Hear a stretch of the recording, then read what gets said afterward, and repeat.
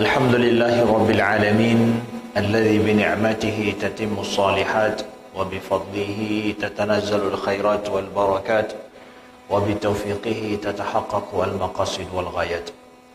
أشهد أن لا إله إلا الله وحده لا شريك له وأشهد أن محمدا عبده ورسوله. اللهم صل وسلم وبارك على النبي الكريم محمد وعلى آله وصحبه وسلم. سبحانك لا علم لنا إلا ما علمتنا إنك أنت العليم الحكيم. اللهم علمنا ما ينفعنا وانفعنا بما علمتنا وزدنا علما. رب اشرح لي صدري ويسر لي أمري واحلل عقدة من لساني يفقه قولي. أما بعد. Hadirin sidang jamaah salat subuh Masjid Baitur Rahman Loksmawe yang dimuliakan Allah. Alhamdulillah Allah perjumpakan kita di subuh yang berbahagia ini di masjid yang kita cintai ini, guna kita melaksanakan faridah salat subuh dan kita niatkan i'tikaf selanjutnya dan juga kita niatkan tafaqquh fiddin. Mudah-mudahan ada manfaat ilmu yang berguna yang bisa kita amalkan dalam kehidupan kita sehari-hari. Maka saudaraku yang dimuliakan Allah, sejenak kita belajar daripada kisah Nabi sallallahu alaihi wasallam dalam rangka kita memperingati maulid beliau, hari kelahiran beliau. Kita berupaya untuk memperbaharui rasa cinta kita kepada beliau. Kita mencoba untuk meningkatkan kembali rasa rindu kita kepada beliau. Karena itu adalah semangat daripada peringatan maulid sebenarnya. Makanya dalam banyak kisah, banyak pertemuan kami menanyakan, kalau dikatakan maulid Nabi itu mana lebih duluan kita ingat, Nabi atau Nabu? Mana lebih duluan teringat? Maulud yang dipegang maulud. Mauludnya yang teringat Nabi atau Nabu? Mana duluan? Kalau Nabu berarti nya betul. Tapi kalau langsung teringat Nabi, itu betul. Artinya bahwa ini adalah mengingat beliau, mengingat Nabi kita Muhammad sallallahu alaihi wasallam, memperbaharui cinta kita kepada beliau. Caranya terserah. Kalau betul caranya, maka sampai kepada tujuan betullah dia. Kalau salah caranya, ya berarti harus dibenarkan. Jadi saudaraku yang dimuliakan Allah, datang seorang laki-laki kepada Nabi sallallahu alaihi wasallam mengatakan bahwa, "Ya Rasulullah, mata sa'ah?" Ya Rasulullah, kapan hari kiamat itu? Di riwayat Imam Bukhari. Kapan hari kiamat ini? Itu. Kata Nabi, "Madza a'dadta laha?" Kata Nabi, apa yang engkau persiapkan untuk hari kiamat itu? "Ma a'dadtu laha bikathir min as-salati was-shaumi was-sadaqah, walakinni uhibbullaha wa rasulah." Ya Rasulullah, aku mempersiapkan untuk hari kiamat itu bukan dengan banyak salat, banyak puasa dan banyak sedekah, tetapi aku mempersiapkan diri untuk hari kiamat itu ni inni uhibbullah wa rasulah. Tapi aku mencintai Allah dengan Rasulnya. Itulah persiapanku untuk hari kiamat, mencintai Allah dan Rasulnya. Kata Nabi, anta ma'aman ahbabta. Engkau bersama dengan orang yang engkau cintai.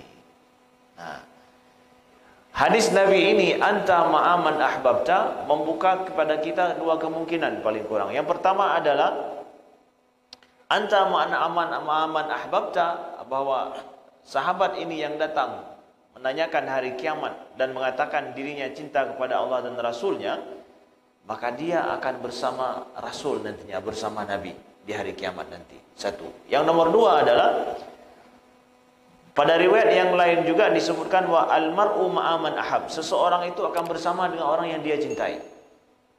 Jadi apabila ada rasa cinta kita kepada Nabi kita Muhammad sallallahu alaihi wasallam, siapapun kita, maka kita punya kesempatan untuk bersama dengan beliau.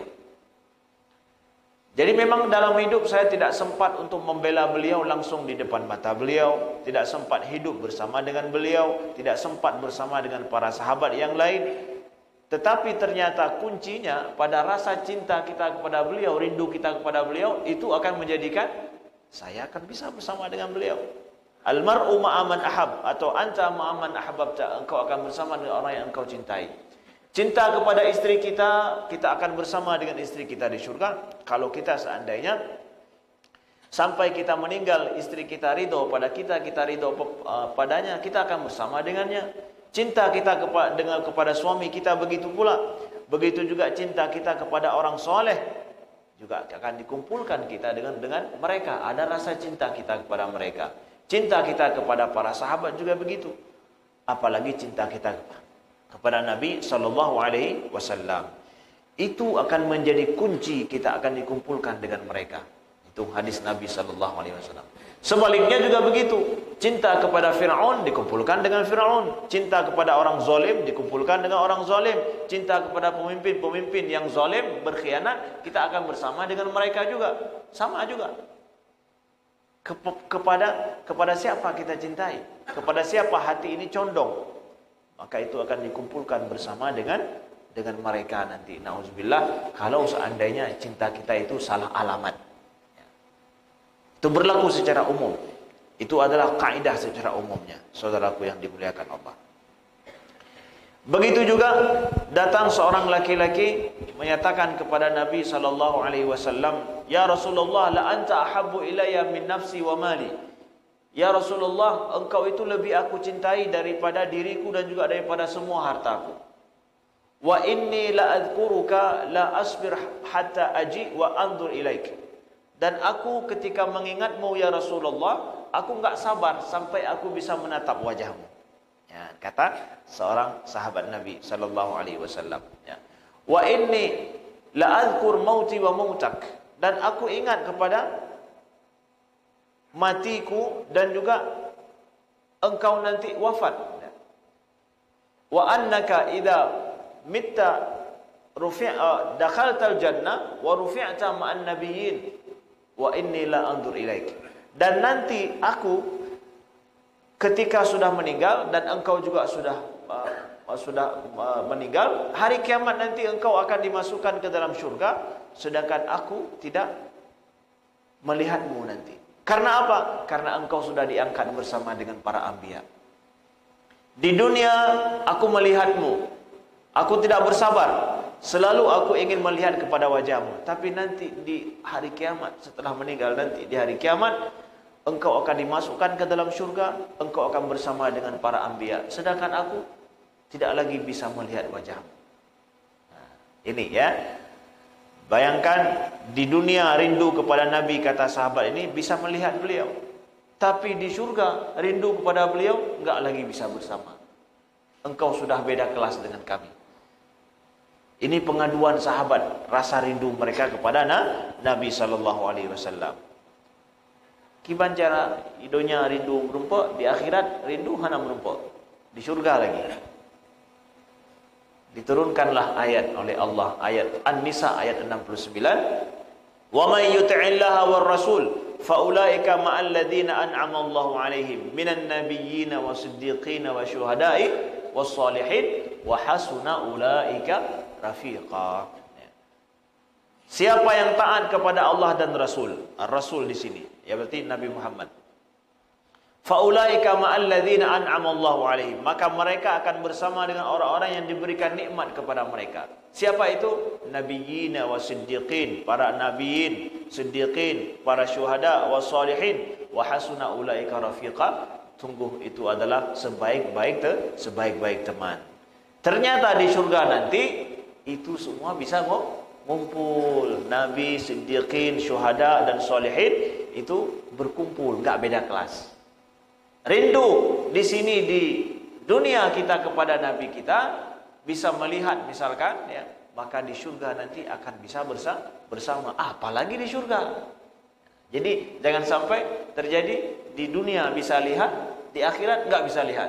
Enggak, di dunia bisa lihat, di akhirat apalagi. Begitu. Baru klop, baru pas. Jelas ayat ini turun menjelaskan itu.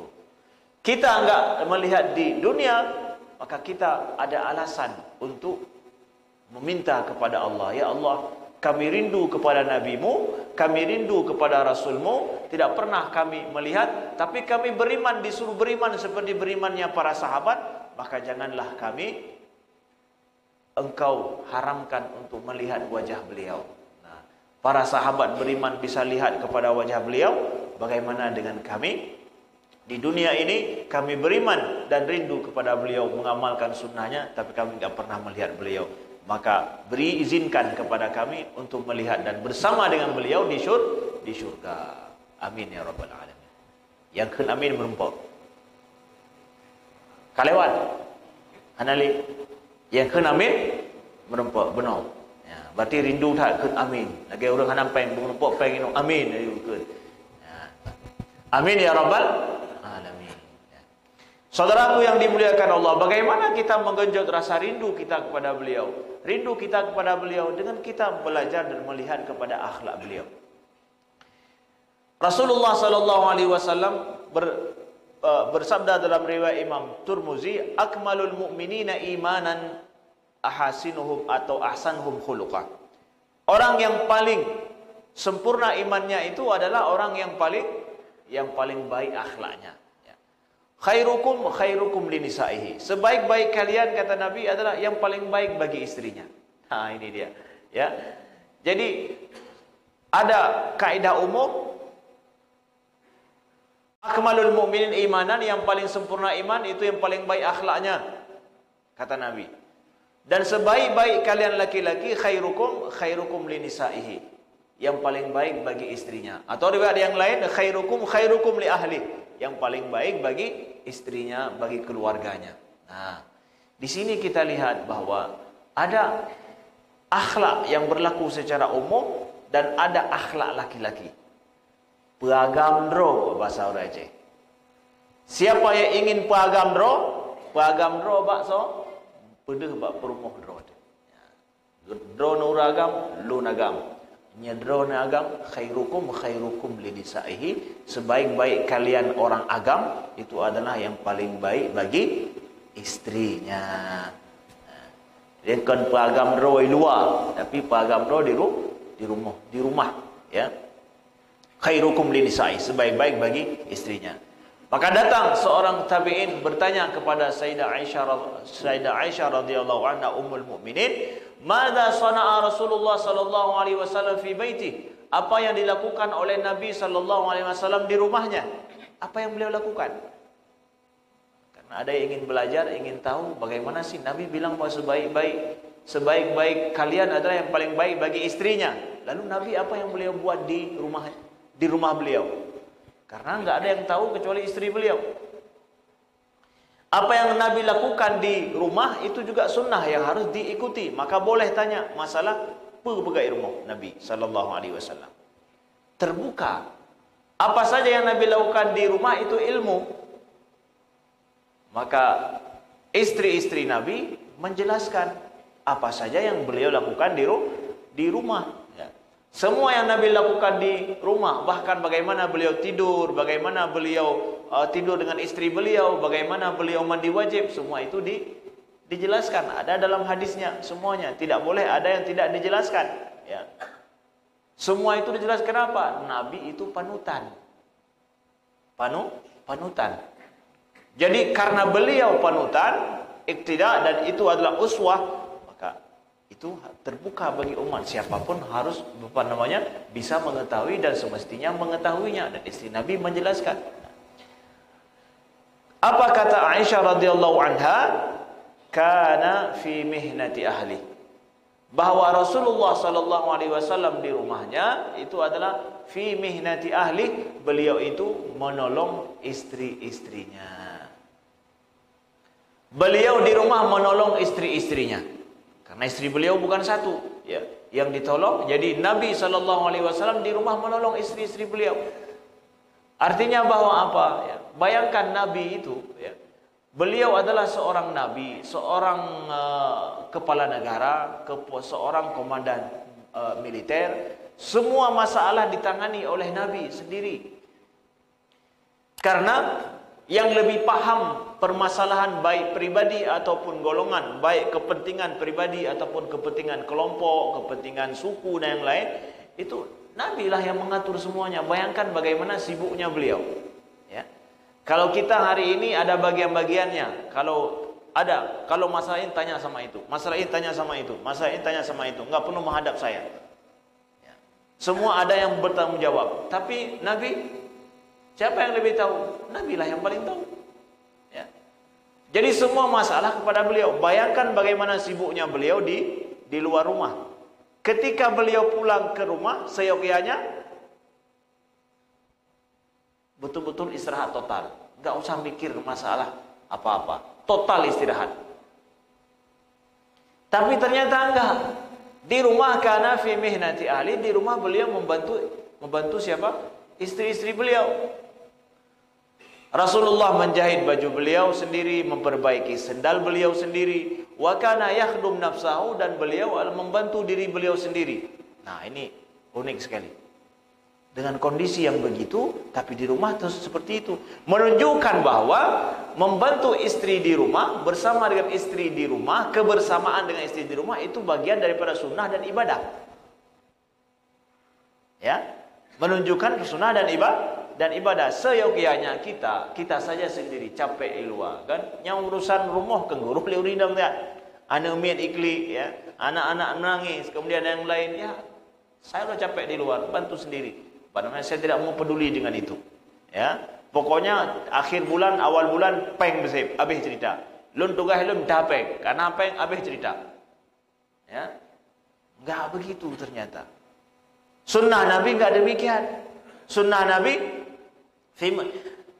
kebersamaan dengan istri beliau. Artinya bahwa kebersamaan dengan istrilah ini yang menjadikan seorang suami itu romantis ya. Artinya bahwa istri lagi memasak, membersamai dia sedang memasak. Ganyan gerah pingan drone yang cico ya benar. Ganyan dengan gerah baje drone yang jemur di luar.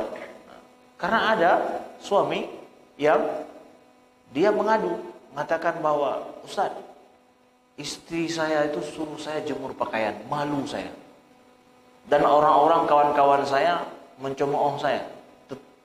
Tetangga, kai pelamit le perumoh kayu rah baje. Kai pelamit le perumoh kayu rah baje, kayu ade baje. Aib laki-laki kayu rah baje le perumoh. Dia merasa aib. Karena apa? Dia suruh jemur pakaian di luar. Kan kalau jemur pakaian di luar, pikirnya kayu rah baje li permoh di dalam. Walaupun di dalam istri yang cuci. Tapi orang luar bilang, ya kayu rah baje. Kang itim rah baje li permoh li. Aib. Mengadu dia. Dia datang kepada saya sendiri. Mengadu. Bayangkan ini. Rasul sunnah Nabi karena dia membantu istrinya. Membersamai. Dan itulah yang paling diharapkan oleh istri-istri ya. Suami membersamai mereka dalam apa? Dalam melakukan sesuatu di rumah.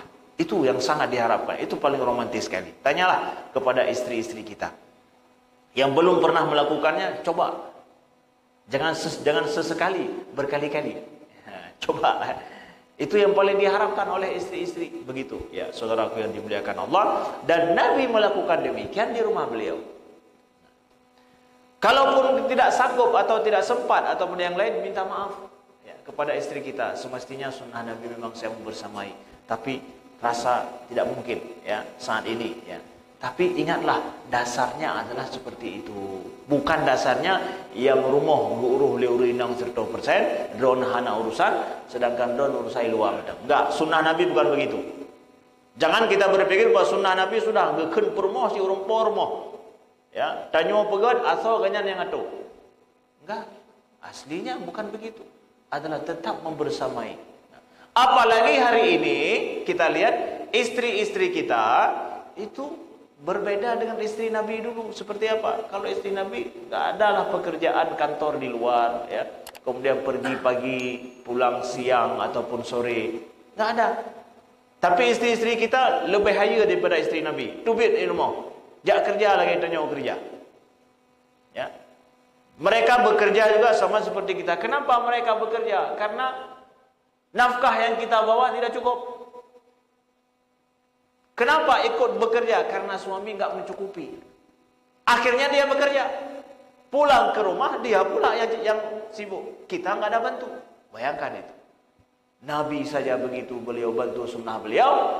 Sedangkan kita sebenarnya 2 kali, 3 kali, 4 kali tanya lebih.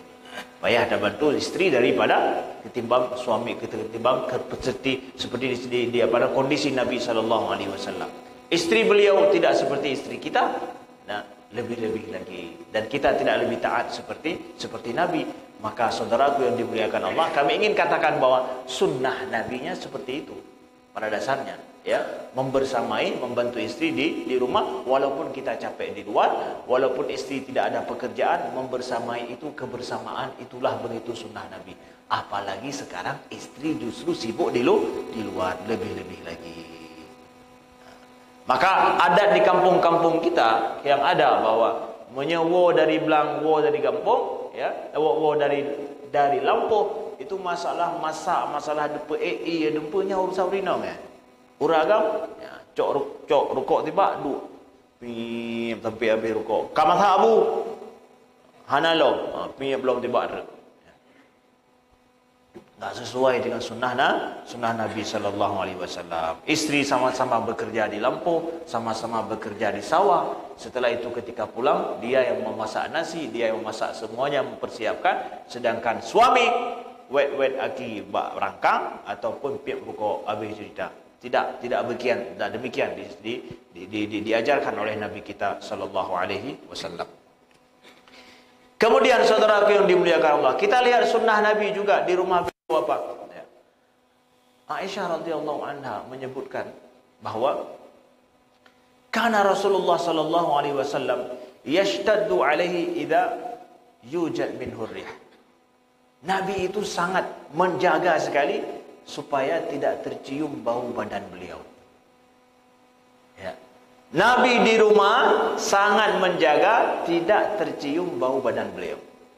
Hana mubay badan. Susah Nabi kalau seandainya ya badan beliau itu tercium bau yang tidak sedap. Dijaga betul oleh Nabi sallallahu alaihi wasallam. Makanya beliau pakai minyak wangi, ya. Minyak wangi juga dan menjaga betul tubuh beliau itu bersih, tidak bau. Hai mubay badan, pegadah biaya badan sunnah Nabi. Ya, sunnah Nabi. Jadi bukan cuma pakai baju jubah dengan tangkuluk sunnah Nabi. Hana rah-rah loh. Makin hana nerah, makin meruh, makin jauh dengan sunnah. Tapi makin wangi, makin dekat dengan sunnah Nabi. Apalagi di rumah. Saudaraku yang dimuliakan Allah. Kenapa di rumah? Karena di rumah hana menguasai, hana menghongi yang lain. Menyai luar, membayar badan, yang lain. Menyai rumah. Begitu masuk dia satu kamar, bau semuanya. Maaf cakap, ada di antara kita yang bau badannya berbeda-beda. Ada yang tingkat bau badannya adalah level 1, level 2, dan level 3. Ukuran kalau masuk dia ke dalam sebuah ruangan, membayar baju. Ya. Kita harus paham. Memang itu biologis kita. Paham, ya, bau badan kita, ya. Nabi lebih-lebih di rumah beliau jaga betul, ya. Jangan sampai tercium bau badan. Dan kita tahu Nabi wanginya bukan main. Bahkan ada sahabat atau seorang wanita yang pernah Nabi tidur di rumah beliau, kan di siang hari beliau bertamu, ya. Kemudian diambilnya sisa-sisa daripada keringat Nabi untuk disimpan karena apa? Wangi katanya. Nah, ini boleh jadi apa? Boleh jadi dua. Wanginya keringat beliau itu boleh jadi pertama memang keringat beliau secara tabiatnya itu memang wangi. Satu. Yang nomor dua memang beliau menjaga betul minyak wangi di tubuh beliau supaya betul-betul tidak tercium bau yang boleh jadi dua-duanya boleh jadi. Kedua-dua sunnah ini kita ikuti, saudaraku yang dimuliakan Allah. Kemudian yabda idza dakhala baitahu bisiwak, riwayat Imam Muslim. Dari riwayat Imam Muslim disebutkan bahwa Aisyah mengatakan bahwa apabila beliau masuk ke rumah beliau, yang pertama beliau lakukan adalah yabda bisiwak. Beliau mulai dengan siwak. Sikat gigi, sikat ego. Begitu beliau masuk ke rumah pertama apa? Sikat gigi dulu sebelum duduk ngomong sana sini dengan istri, dekat istri, mencium istri, ya, mengecup istri, beliau sikat gigi dulu. Beliau bersihkan mulut beliau. Ini sangat sangat nyambung bahasanya. Kenapa? Bau badan beliau jaga, apalagi bau mulut. Apalagi bau mulut. Karena kita pulang dari luar, lambung kita akan bermain. Makan tah apa, damah mie goreng leh nyan kenang bakso lom, kenang bakso kenang kopi lom, leh kenang kopi rukok lom lagi lantui kenang ya. Bayangkan kiban bayanya, ya. Bagaimana tuh baunya mulut. Begitu pulang ke rumah Nabi, nah siwaknya ini. Yang pertama melakukan siwak. Beliau membersihkan gigi beliau. Nah, ketika saya cerita masalah ini dalam sebuah pertemuan, ya, siwak itu kan membersihkan, ya, saya menjelaskannya membersihkan gigi atau menyikat gigi. Ada seorang jamaah ini live langsung beliau tanya. Ada seorang, Ustaz, bagaimana kalau saya sudah ompong ini? Betul juga. Ya, memang yang tanya beliau itu ompong, tidak ada lagi gigi. Gimana saya ini? Sunnah Nabi. Gigi saya sudah tidak ada lagi. Apakah apa yang harus saya lakukan? Saya katakan, betul, salah saya. Membersihkan mulut maksudnya. Ya, Nabi ya, membersihkan gigi, membersihkan mulut, artinya begitu. Kalau nggak ada gigi, bersihkan mulut. Jadi kalau ada dokter bilang bahwa sikat gigi, rekomendasi dokter 2 kali, kapan? Di pagi hari dan ketika mau tidur, salah. Sunnah Nabi setiap pulang ke rumah. Setiap pulang ke rumah, sikat gigi. Ya. Kemudian kapan lagi sunnah Nabi? Ketika wudu, sikat gigi, ya. Kalau ada 5 kali kita wudu, 5 kali kita sikat gigi. Kalau ada berapa kali pulang ke rumah, maka sejumlah itu kita sikat gigi, membersihkan mulut kita ini. Sunnah Nabi. Bayangkan itu sunnah Nabi sebelum sikat gigi Nabi pegat badannya, yang sunnah Nabi sudah begitu beliau hidup.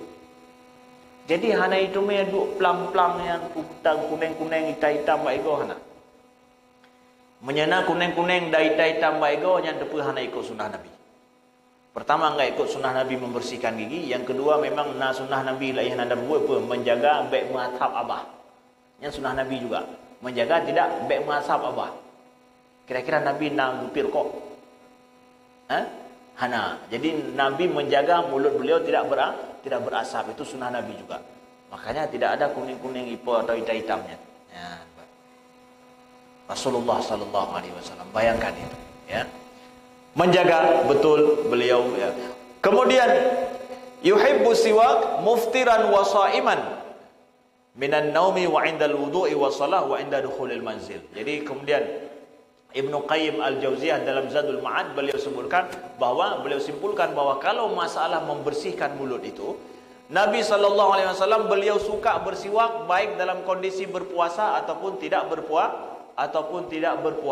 Walaupun berpuasa, di sini ada khilaf pendapat para ulama tentang masalah bau mulut itu.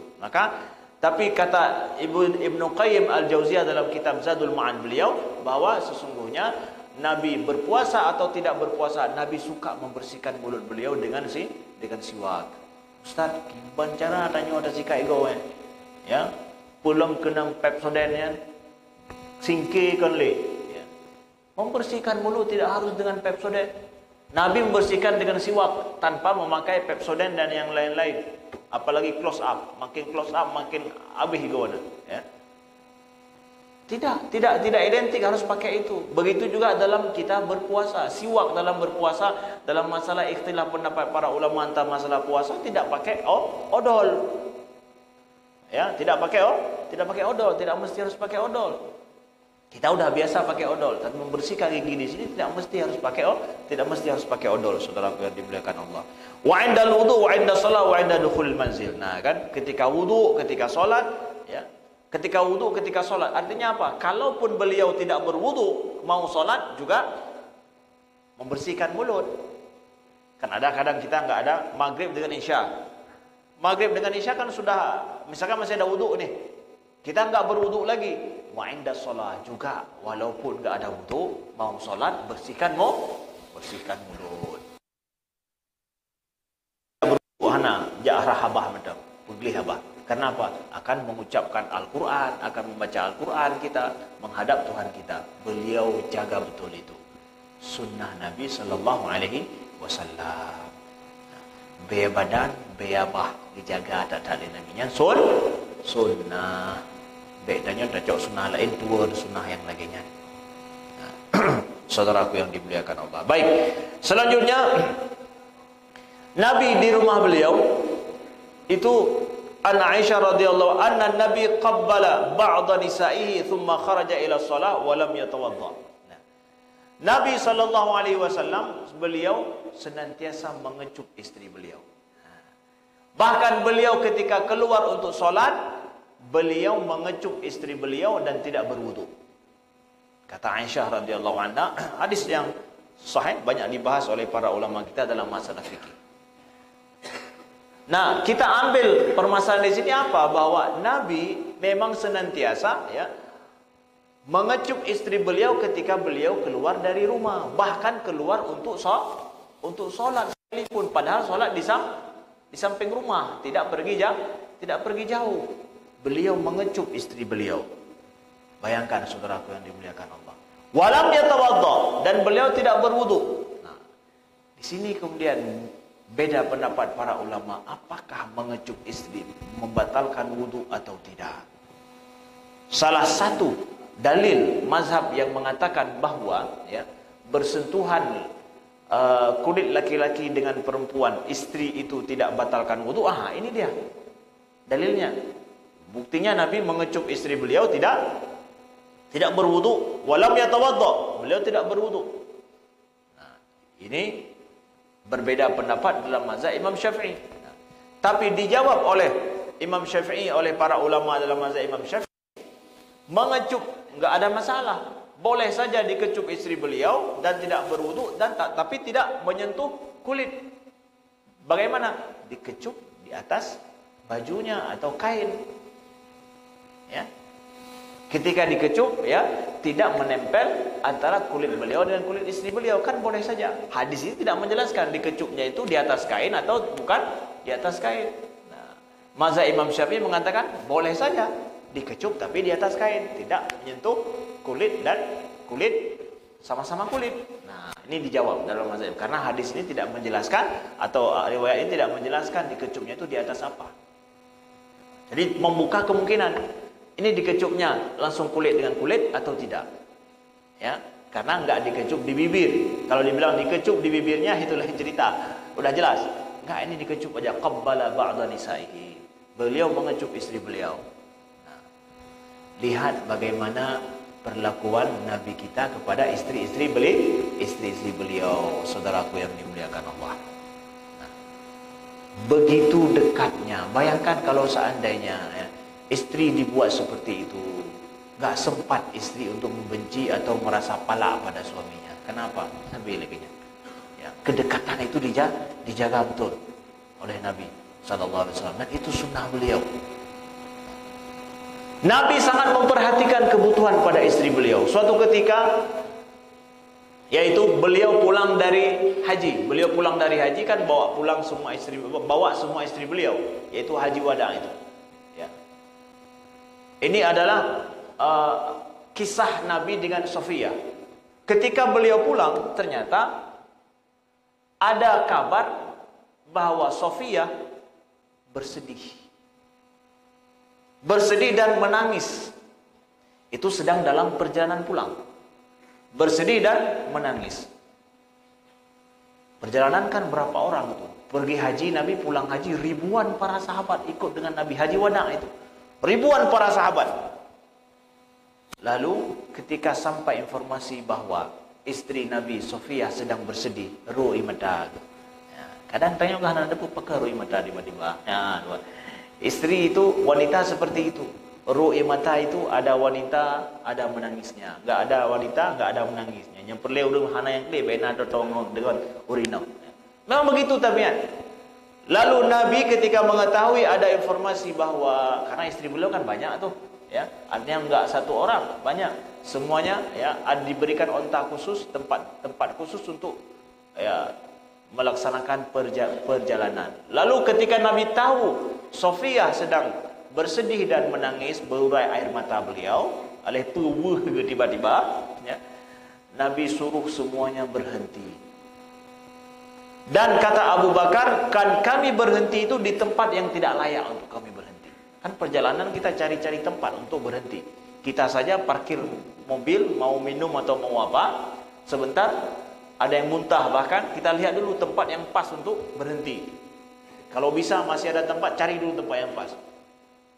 Apalagi di gurun, apalagi di tempat yang enggak seperti di tempat kita, ya. Tapi Nabi suruh berhenti ketika tahu itu. Padahal yang itu berapa ribu para sahabat. Nah, Nabi suruh berhenti. Kemudian Nabi mendatangi Sofia, lalu kemudian beliau hapus air matanya, kemudian beliau duduk bersama dengan Sofia sejenak. Sampai kemudian Sofia sudah merasa enak, merasa nyaman, tidak merasa bersedih lagi, baru kemudian melanjutkan perjalanan. Perhatikan, pulang dari haji, ramai orang, Nabi berhentikan, bukan sendiri. Enggak, Nabi bilang, kalian jalan terus, saya mau dengan Sofia. Enggak, semua berhenti. Kenapa? Karena Sofia sedang bersedih. Makanya bersedihnya wanita ini juga satu ayat. Kami katakan satu ayat, ayat besar. Ketika ibunda Musa, Nabi Musa, disuruh oleh Allah untuk melepaskan anak beliau ke dalam sungai. Kemudian Allah berjanji, Allah akan kembalikan itu kepada beliau. Allah berjanji dalam ayat, Allah akan kembalikan beliau, anak beliau itu, Nabi Musa, kepada pangkuan beliau. Untuk apa? Kai taqarra 'ainuha wa la tahzan.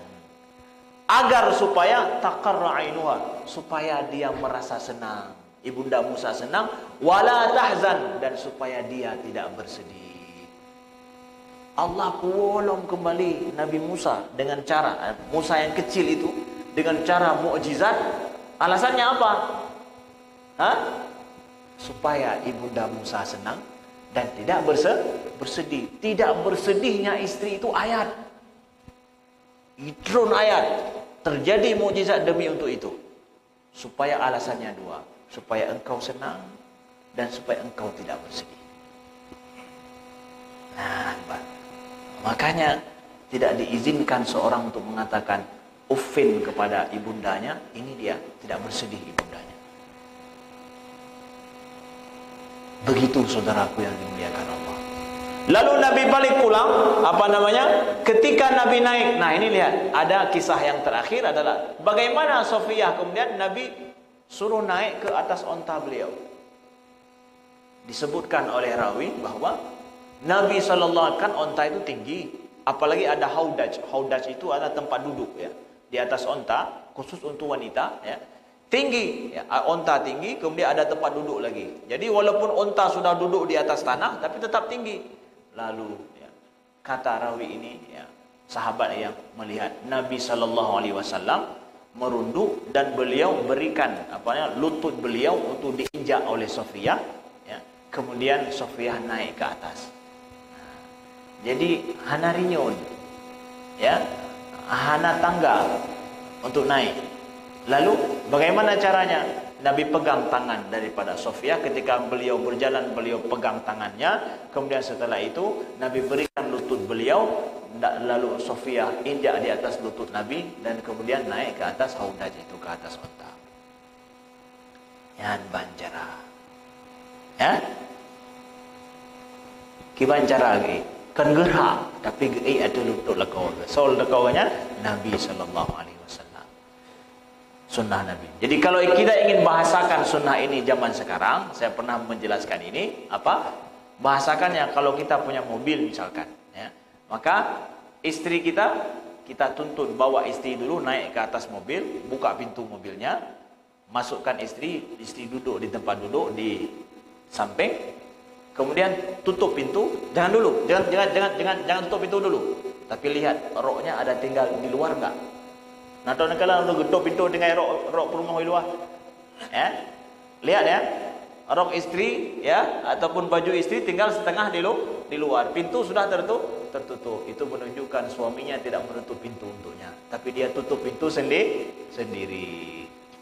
Sunnah Nabi gimana? Jaga. Tamam, istri dah masuk, tutup pintu, roknya ada keluarin, tutup pintu baru. Itu paling kurang. Nih, begitulah Nabi perlakukan istri beliau. Kalau dulu naik onta, sekarang naik mobil. Paling kurang sunnahnya seperti itu. Kiban siap. Kiban yang dengar yang tengun mendung sang lagu. Yang lu pegah ada dono hanan puput lagi pegah le ustaz go pandai tengun. Ya.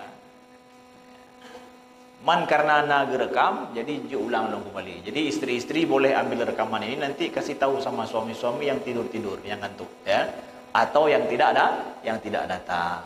Begitu saudaraku yang dimuliakan Allah, ya. Baik, terima kasih atas segala perhatian karena hari ini hari kerja, pas pun waktunya sudah ini. Ya. Kiban, kasih ono, kan? Ya. Baik, ada pertanyaan 1-2 mungkin yang perlu ditanyakan, kan? Terima kasih, pertanyaannya bagus. Kalau Nabi tadi membantu istri beliau fi mihnati ahli, apakah itu membantu sesuka hati atau memang sebuah kewajiban bagi suami, ya? Ya, kaedahnya itu adalah untuk membantu saja, artinya membantu sukarela. Nah, untuk meringankan atau merupakan sebuah kewajiban. Kita ingin memahami, nah ini bagus pertanyaannya ini.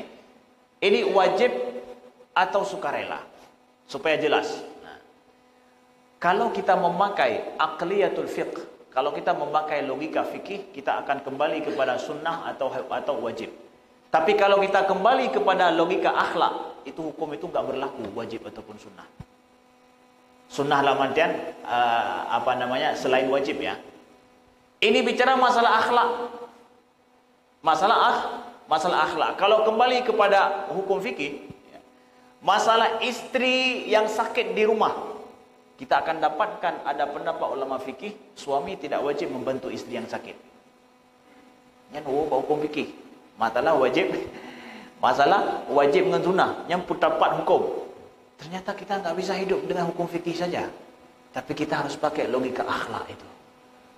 Kalau kita ingin, ya, menjadikan romantisnya rumah tangga itu adalah nomor 1 dalam hidup kita, jadilah akhirnya apa?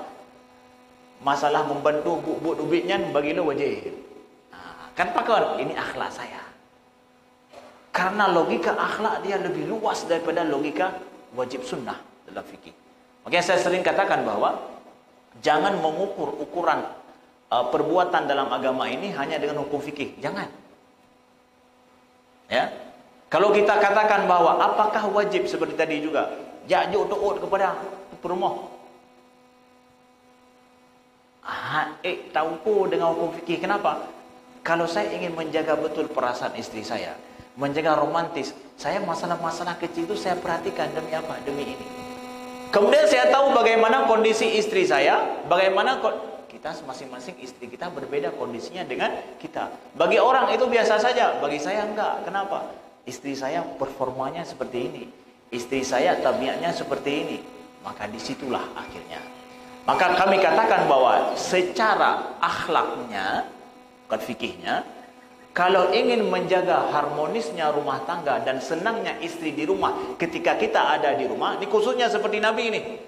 Nabi kan sering waktu beliau di luar bersama dengan orang lain tuh, terus menerus. Hana wate gua rumah, kiban perasaan istri. Bayangkan itu.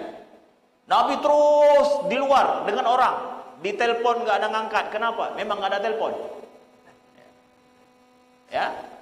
Ketika pulang ke rumah tidur beliau. Bagaimana perasaan istri? Bayangkan itu. Nah, di sini kan hukum akhlak jadinya. Kita tahu beliau bersamai istri beliau di rumah, itulah waktu paling privasi beliau.